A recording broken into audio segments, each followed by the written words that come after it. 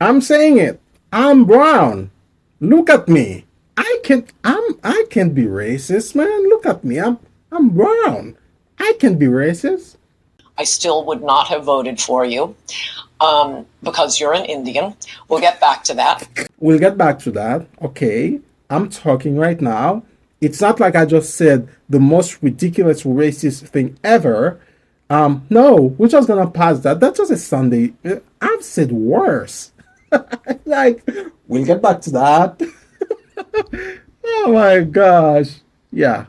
So in the previous video, we talked about how some members of certain minority groups, how they think that they're special when they get enough approval from the white community. I don't know. They think that racism is not for them and bigotry is not for them. In fact, we're going to talk about a former presidential candidate, Vivek Ramaswamy, who famously said, yes, there's that boogeyman of a white racist in the United States that people talk about. People just talk about it, okay? People just talk about it. But I've never met him. So, and he has the whole anti-immigration stake and all that we're gonna go through. So yeah, I give you Vivek Ramaswamy. If we've had the largest influx of migrants into our country in American history, then yes, it is time to have the largest mass deportation in American history as well. That's not racist. That's not xenophobic. Look at me, people. That's what it means to stand. I'm saying it. I'm brown. Look at me. I can't be racist, man. Look at me. I'm brown. I can be racist. This is what they are accusing the left of doing all the time, know what I mean? They're like, oh, there are black people that are racist, but they're like they can't be racist because they're black. When the left says, for instance, that black people can be racist because they don't have any power. So as a group, they cannot be racist. But as an individual, you can be pretty racist. You can be. Actually, you can. He's not aware of his power. You can be pretty racist. You can have biases, prejudice, and as a multi-millionaire, you can definitely be racist as an individual because you actually have power. But no, he can't be racist because he's brown. And for the rule of law in the United States of America. That's not too much to ask. And you know what? So, yeah, and that's him again.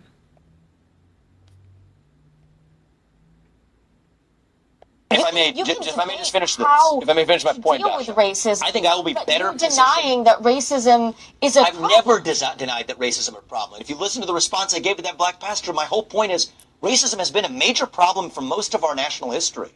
But we're getting close to the promised land that Martin Luther King envisioned. Mm-hmm. We're as darn close to it as we ever have been. And so what bothers the heck out of me is it's right when we're close to that promised land.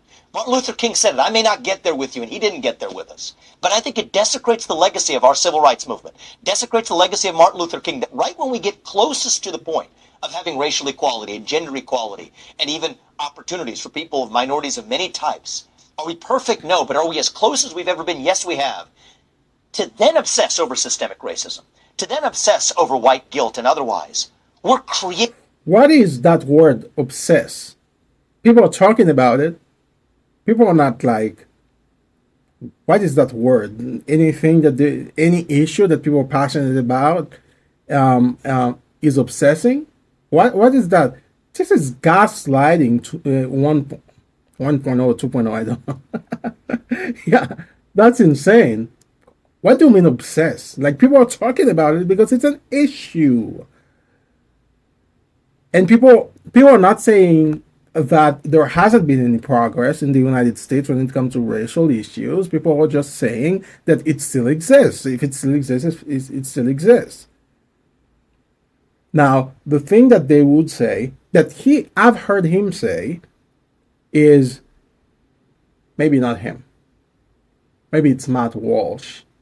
But I've heard this talking point that the only thing that's racist is actually some things like DEI or what's the other affirmative action. That's the other program that they're because they are based on, you know, making sure that there is inclusion and all of that. In their mind, that's exclusion. And I've heard someone say to the privileged, when there is justice, to someone who's privileged, it feels like oppression. And yeah, that's him. Racism doesn't exist. We're just obsessing over it. Creating new waves of racism, Dasha, that we otherwise would have avoided right when we're closest to having achieved what even the proponents of the civil rights movement would have dreamed of. The sick thing here is that he's using the name of Martin Luther King to talk about that, which is so disgusting. When you think about it, I'm pretty sure Vivek is pretty much everything that Martin Luther King was fighting against. So he embodies that. So he's going to have this is Ann Coulter. I don't know why racist people make not happy. Racist people make me happy. So like it's so funny to me when someone is racist. Like, to me, it's just such a it's so alien to me. Like, how can I feel a certain way because of someone's skin color?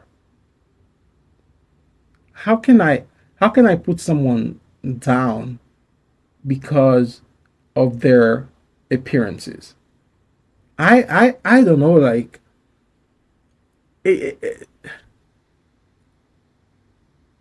yeah, it never occurs to me in my life, and I've rubbed shoulders with a lot of people from a lot of different ethnicities, but it just doesn't occur to me to be, you're white, you're bad, you're brown, you're kind of good, you're bad. I don't know. It's just insane to me. Just a silly thing. And there is so much more to be. I feel like someone who's racist, if someone is racist, is because they are very, very privileged. I feel like I've seen so much hurt, so much suffering in the world that there are issues that I will never be obsessed with. That I just don't have time for certain feelings. I just don't have time for certain certain biases in my life. It's just like from the experiences that I've had, from the things that I've seen in the world, from all the things that are wrong with this world, for me to add another layer of hate to that. And I don't know. I don't know if these people are just super privileged or these people are just like the embodiment of hate. Okay, they're just not satisfied with their own lives, and then they're just obsessed with that. Anyway, he's gonna have a reality check. There's no racism in the United States. Okay? Don't be obsessed over it. even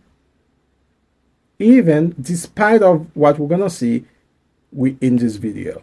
I too am a fan of yours. I'm going to make a point of disagreeing with you so that it will be fun. Yeah. You are so bright and articulate, and I guess I can call you articulate since you're not an American black. Can't Remember this face here when Ann Coulter makes the joke about American black? Oh, American blacks, they are so sensitive. And the term American black and black American, a black, what is a black, a white, a brown? It sounds so demeaning to me. I don't know, like I could never call someone, hey whitey, or hey black. Oh my gosh. Like the way they talk about it, man. The way they talk about people is just like dehumanizing them. Okay, so remember, guys, remember this cute face right here. See? This is right after Ann Coulter made a joke about black people. That's how he laughs at the joke. Remember that, okay?